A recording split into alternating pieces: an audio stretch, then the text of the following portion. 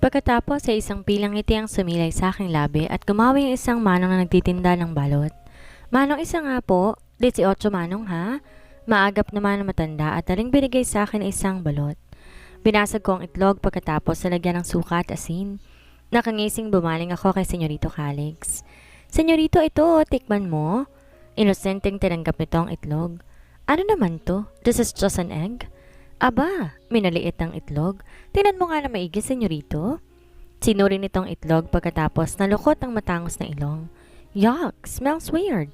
Bakit parang may laman yatang kadiri? Nandidiring sabi niya sabay baling sa akin. Balot yan, tikman mo. It looks so yucky, reklamo nito. And then may balahibo oh. Sabay turo sa sisiyo na nasa loob ng itlog. Ah, ganyan talaga yan, ibalot yan eh. Sige, samahan kitang kumain ha. Kumuha ko ng isang balot sa matanda. Binalatan at nilagyan ng suka. Lumapit ako dito. Sige, sabay tayo. Isipin mo na lang beefsteak yan. Ipikit mo na lang mata mo tapos ipitin mo ilong mo para di mo maamoy, okay? Are you sure about this? Baka sa boses ang pag-aalinlangan. Sige, magbilang ako ng hanggang 3 ha. 1, 2, 3. Pagkatapos kita ko sinunod nito ang sinabi ko. Pinikit ang mata, inipit ang ilong at sinubo. Natameme ako at nahinto ang kamay ko na may hawak na balot sa ere. Nando na naman ang kakaibang tibok ng puso ko. Di ko mawari pero parang hinaplos na mainit na palad ng puso ko. Nakita ko na naman ang ibang katangian na Senyorito Calix na handang yumakap sa simpleng klaseng buhay sa kabila ng katayuan nito. Yes, I did it! Tuwang-tuwa ito pagkatapos. You saw it? I did it, Desra! Sobrang pagmamalaki nitong hinarap akong sinako pa magkabila akong palad na parang bata. Natauhan naman ako, napangiti at nadala sa tuwa niya. Oo, I am proud of you, senyorito.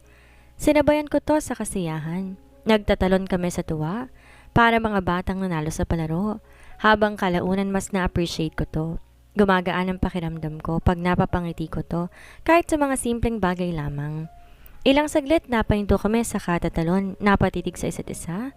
Damn, you always made me do some strange things like an idiot. Mainang sad nito at nanatiling nakahawak sa palad ko. Nagtagisan kami ng titig ng ilang segundo. Naparunok tuloy ako at parang nanghihina ang tuhod ko. Bakit parang nahihilo ko at nahihimtismo sa mga titig nito? Po? Tuloy, nahawa na ako sa mga katangahan mo, stupid. But to be honest, gusto ko na maging tanga, Desra.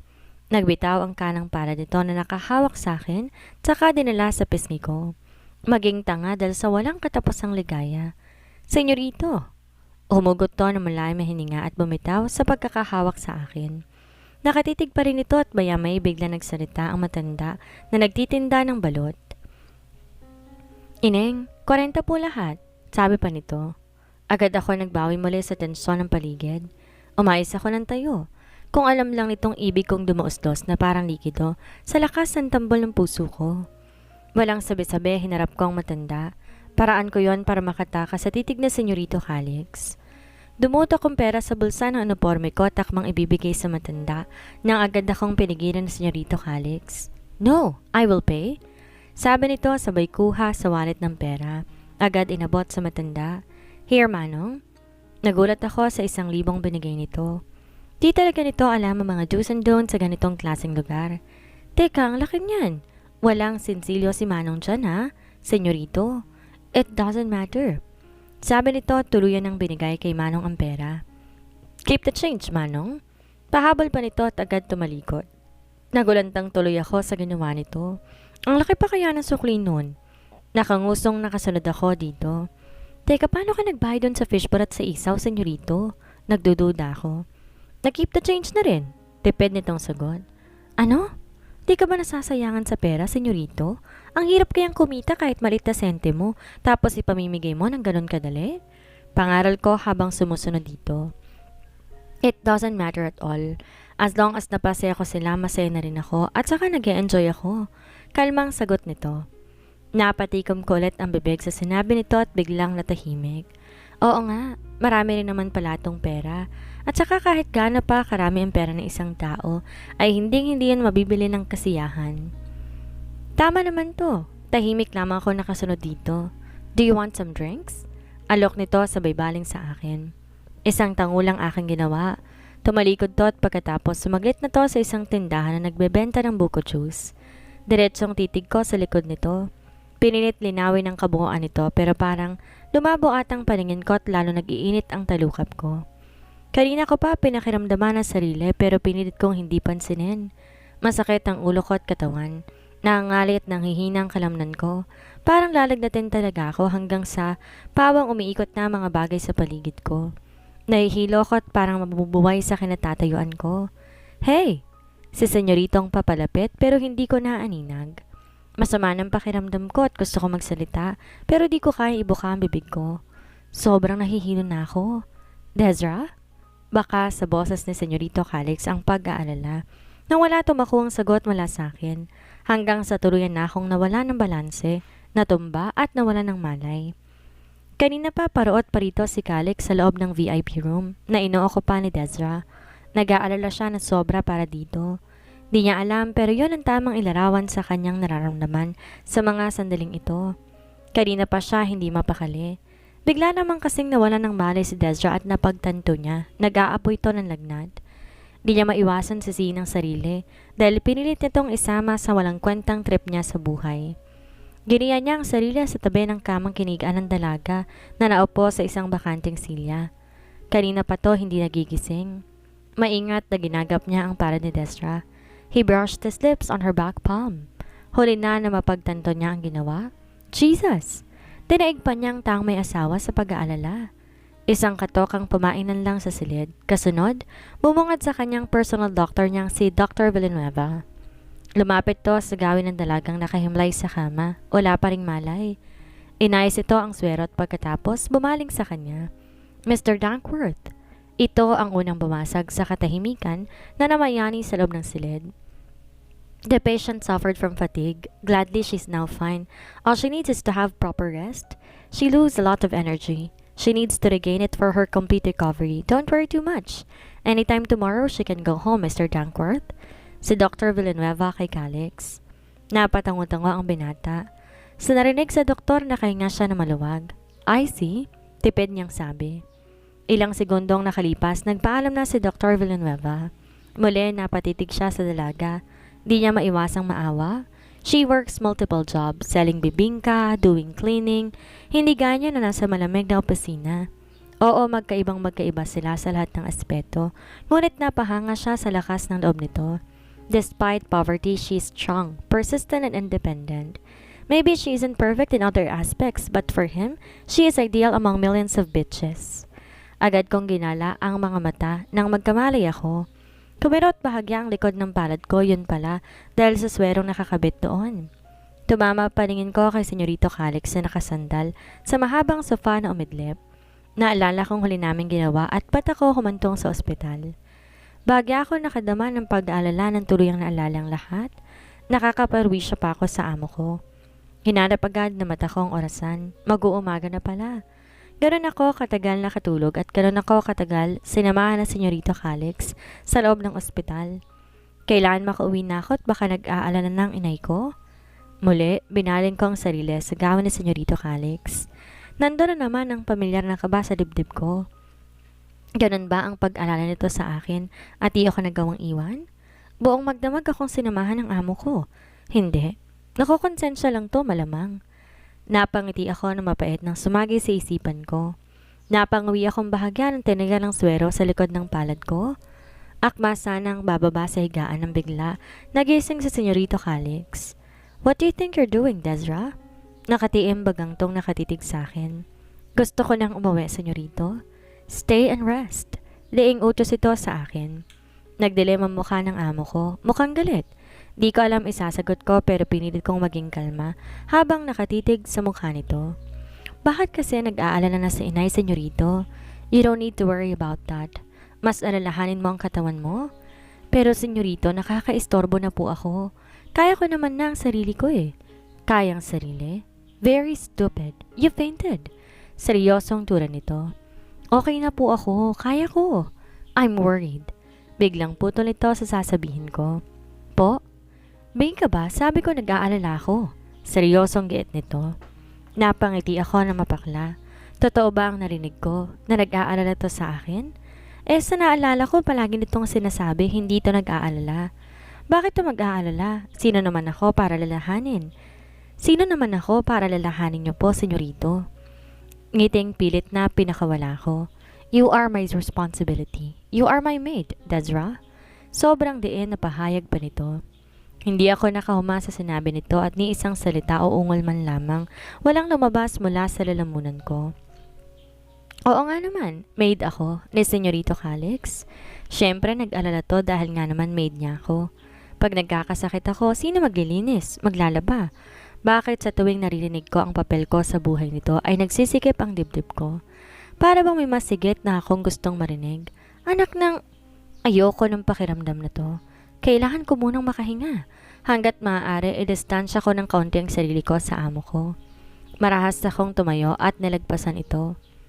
Kinuha ko ang bag ko na nakapatong sa ibabaw ng mesa at dagli, sinukbit ang aking balikat. Uuwi na ako at ayoko nang magtagal pa sa loob ng silid na kasama sa Senyorito Calix. Habang tumatagal, parang umuusbong, ang damdamin ko para dito. Mabigat ang mga paang inihakbang ko, papalapit, sa pinto, sabay pihit sa doorknob nang bigla ito nagsalita. At saan ka pupunta, ha? Sa senyorito ang nasa likuran ko. Napinto ko ang kamay. Uuwi na po ako, senyorito. Hindi ko to binalingan. Mabilisan kong pinihit ang doorknob, saka tumalilis papalabas at iniwan na ito. Desra, you stupid. Tinig kong pahabol pa nito pero wala na akong oras para lingunin pa to. Tinakbo kong pasilyo para makalabas lamang ng ospital. Sapo ang dibdib, lakad takbong aking ginawa. Kinapa ang sariling damdamin. Di ako tumigil kakatakbo habang sinapit ko ang lobby sa ospital. Di ko mapigilang mapasimangot, siguro dahil sa lamig ng simay ng hangin na tumatama sa balat ko pero hindi eh. Parang naggaulap ang mga mata ko. Ibig man landas ang luha ko. Anak ng naaawa? Naaawa lang to sa akin kaya't sinamahan ako buong magdamag. Ano naman ang gusto mong mangyari at marinig na rason? Ang utak kong sumingit. Napabuntong hininga na lang akong binaybay ang kalye. Malimit lang ang tao sa paligid dahil 2:00 pa na madaling araw. Tahimik ang paligid. Nakarinig ako ng sunod-sunod na bosina ng kotse sa likuran ko pero hindi ko na ininda. Ipinagpatuloy ko na ang mga hakbang. Sumunod na lang ako sa aking paa kung saan ako dadalhin ito. Muli, bumasina na naman ang sasakyan. Di naman ako lumabag sa trapiko. Nasa gilid lang din ako ng kalye. Akma akong ihaakbang muli ang paa nang muli itong bumasina. At sadyang sinabayan ng aking mga hakbang. Di na ako nagulat. Sinundan ako ni Senyorito Calix. Bukas ang bintana nito. Hop in. Tipid nitong utos sa akin na nakataon ng paningin sa kalsada. Sumingot ako at muling inihakbang ang mga paa. Pinanindigan ko ang pag-walkout ko. Parang biging pinagpatuloy ko ang aking paglalakad. Ito naman hindi ako tinigilan. Pinausad ang kotseng sumunod sa akin. Don't be too ridiculous, Desra. I said hop in. Narinig ko na lang lumangit-ngit ang preno ng sasakyan nito dahil sa pagdiin ng pagtapak noon. Dinig ko ang pabagsak pasara ng pinto ng sasakyan. Namalayan ko na lang kinakaladkad na ako nito, paghiya sa tapat ng passenger seat. Teka senyorito, kaya ko naman umuwi mag-isa. Nagpumiglas ako at gustong makawala sa pagkakahawak nito, pero mahigpit at malakas to kaya't walang kwenta ang lakas ko. Don't be so stubborn. Just hop in, you stupid. Sad nitong binawasan ang braso ko at umayos ng tayo. Senyorito, hindi ko naman kailangan ng awa mo eh. Kaya ka umaasta ng ganyan, dahil ayaw mong kaawaan kita. Agad akong nag-iwas ng tingin dito. Look, kasalanan ko bang makadama ng awa? You are my responsibility, Desra. Oo na, responsibilidad mo ko dahil maid mo ko. Hindi kita masisisi doon, senyorito. Pero kahit maid lang ako, ayokong kinakaawaan mo. Okay lang ako. Senyorito, kaya ko na. Pagmamatigas ko at muling inihakbang paa papalayo. You stupid? Naging marahas to at walang ingat na dinakma ang palapulsuhan ko. Inunat ko at marahas na pinasandal sa gilid ng kotse. Dumukwang at ginorner ako nito. Sa sobrang gulat ko hindi ako nakapaghanda. Naninigas na lang ako nakatitig sa mga mata nito. Bakit pang tigas ng ulo mo, Desra? Sobrang lalim ng boses nito. Pumaypay ang mainit nitong hininga sa mukha ko. Senyorito, ayokong pagdating ng araw mahirapan akong bitawan ka dahil sa pinapakita mo. Nabubulol ako sa sobrang kaba. Gusto ko na lang dumaos-dos. Pag sinabi kong nag-aalala ako, mahirap bang intindihin yon? Senyorito, I am worried. Pagkasabi, naging mabilis ito at inabot ang pangako. Sobrang nag-alala ako, you stupid. Bulong pa nitong yumuko. Namalayan ko na lang sinakop na ni Senyorito Calix ang labi ko. Di ko napigilan ang sarilit na ipikit ang mga mata habang dinadama ang labi nito. Napakapit pa ako sa damit nito dahil parang nanghihina ang tuhod ko. Pakiramdam ko may mga bultahing rumaragasa sa ugat ko. Masuyo nitong ginalugad ang labi ko. Sobrang suyo na animoy hindi ko kaya magprotesta. Makalipas sa maiksing sandali, nagbitaw ito at saka tinitigan ako. Don't make me worried again like a stupid idiot, Desra. Tura nitong nilalaro ng hinlalaki ang pang-ibabang labi ko. Wala akong makuhang salita sa bibig ko. Di pa ako nakabawi sa halik nito at nakatitig lamang ako kay Senyorito Calix. Anong nangyari? Dinaig ako sa tindi ng tambol ng puso ko. Now let me send you home. Kung ayaw mo talagang manatili sa ospital. So hestyo nito at binuksan ang pinto ng kotse. Ngunit parang tanga na lang akong nanigas na talo ko pang estatwa. You stupid, hurry up. Bulyaw nitong hinagip ang bewang ko at giniya papasok sa passenger seat. Natauhan ako nang dumapo ang mainit itong palad sa balakang ko. Opo, wala na ako sa tamang pag-iisip para tumutol. Basta na lang ako sumunod sa amo. God damn it! Di mapalagay ni Calix ang isip. Mag-uumaga at tilig pa ang kanyang mga mata. Paulit-ulit sumasagi sa isip ang ginawa niya sa maid niya. He loses control and the desire to kiss Desert's lip surpasses his sanity. He fucking kissed his maid again. He fucked up. Ang saklap ay parabang naaadik na siya sa labi nito. Gusto niyang gawin yan paulit-ulit. Sobrang naninibago siya sa pakiramdam na to. Parang gusto niyang mabaliw. Dali siyang bumangon mula sa pagkakasalpak sa kama, kinuhang laptop niya. He is about to call Drake, a psychologist, one of his close friends.